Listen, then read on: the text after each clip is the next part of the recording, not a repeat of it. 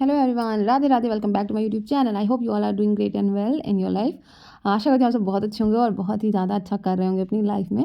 तो मैं आ चुकी हूँ अपने ससुराल, तो वहीं से ये मैं वीडियो शूट कर रही हूँ। ये बाहर का एरिया है जो मेरे घर के बाहर दिखता है और वही मैंने शूट किया। सुबह का बज रहा था, अच्छा है, मैं छत पे गई थी तो वहाँ से मैंने वीडियो मतलब शूट किया। और काफ़ी लोगों का कमेंट आता है कि दीदी आप ना अपने ससुराल का वीडियो बनाओ, वहाँ से जो व्लॉग अपलोड करो, आप पढ़ाई करते हो या क्या करते हो। तो एक बात बोलूँ कि इधर उधर, घर से इधर उधर होने में तो पढ़ाई काफ़ी डिस्टर्ब हुई। शादी के बाद से आप खुद देख रहे हो कि मेरी पढ़ाई सही से नहीं हो पा रही और बहुत कुछ एडजस्ट करना पड़ता है। शादी के बाद बहुत सारी चीज़ें बदल गई हैं, तो हर चीज़ को टाइम देना बहुत टफ़ होता है। आप जब सब कुछ कर लेते हो, जब खुद की बारी आती है तो आप थका हुआ महसूस करते हो, तो आप अपनी पढ़ाई को साइड में रख देते हो।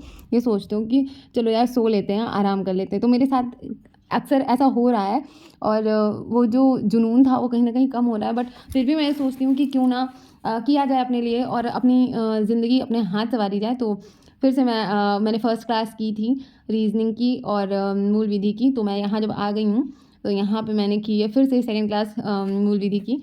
और मैंने रीजनिंग का भी सेकंड क्लास किया, जो विनायक सीरीज़ चली थी, जो एवरी ट्यूसडे चल रही थी, जिसमें अलग अलग टीचर्स पढ़ा रहे थे।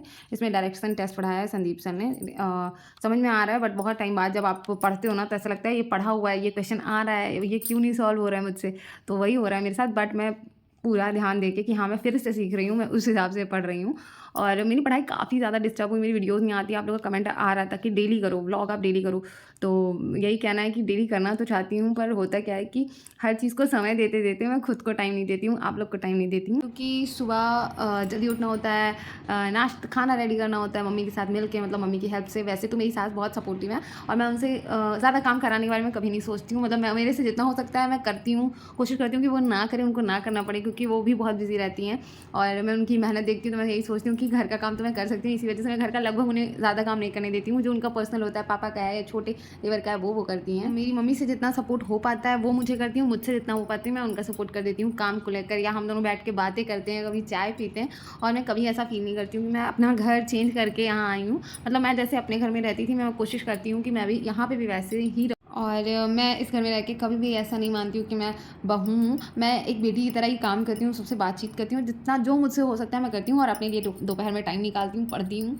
पहले मैं अपने लिए टाइम नहीं निकालती थी, जो टाइम मुझे मिलता था मैं सोने वोने में गवा देती थी। बट अब मैं थोड़ा समय अपने लिए निकालती हूँ, भले ही वो 2 से 3 घंटा हो, पर मैं अपनी कंटिन्यूटी बनाने के लिए थोड़ा थोड़ा ही करूँगी, फिर मेरी आदत में आ जाएगा और मैं पढ़ने लगूँगी। हाँ, मेरी वीडियोज़ ऐसे आती हैं, बिल्कुल डिस्टर्बिंग आती हैं, आई तो आई वरना नहीं आई, क्योंकि कंटिन्यूटी जब से मेरी छूटी तब से मेरी पढ़ाई सही से नहीं हो पा रही है और जैसे मेरा मन भी हट रहा है।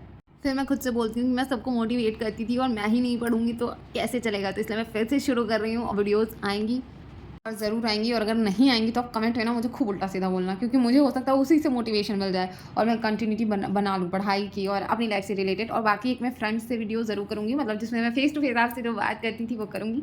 जो बहुत सारी बातें होती थी हम लोगों की आपस में, वो मैं अपना जो रियल एक्सपीरियंस है वो मैं आपको शेयर करूँगी, कि शादी के बाद कितना कुछ चेंज हुआ है मेरी लाइफ़ में और मेरी पढ़ाई से रिलेटेड। और आपका जो भी क्वेश्चन हो आप पूछ लेना। और किसी ने मुझे कमेंट किया था कि अगर आपको मैथ करनी राकेश यादव सर से कर ले, तो प्लीज़ उनकी प्लेलिस्ट का आप नाम बता दो, मैं कर लूँगी। क्योंकि राकेश यादव सर का मुझे मतलब समझ में आता है पढ़ाया हुआ। तो आप मुझे कमेंट कर देना, उनकी प्लेलिस्ट का आप नाम बता देना जो भी यूपीएसआई के लिए चल रही होगी, मैं वहाँ से उनका पूरा प्लेलिस्ट कवर कर लूँगी।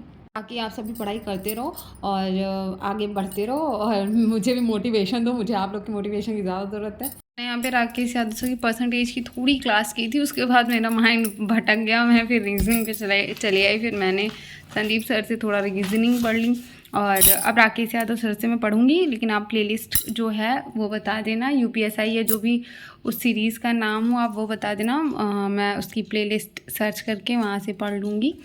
और फिर रीजनिंग में मैं इस टाइम हूँ डायरेक्शन टेस्ट पे, जिसको मैंने थोड़ा सा पढ़ा है, तो वो है ये रफली एकदम वही। अब आप सब क्या कर रहे हो, कैसे पढ़ रहे हो, किस टीचर से कौन कौन से सब्जेक्ट पढ़ रहे हो, और कमेंट करना। और एंड बहुत बोलती हूँ मैं फिर से। थैंक यू फॉर वॉचिंग, मिलते हैं नेक्स्ट वीडियो में, तब तक के लिए bye bye, Radhe Radhe and Har Har Mahadev.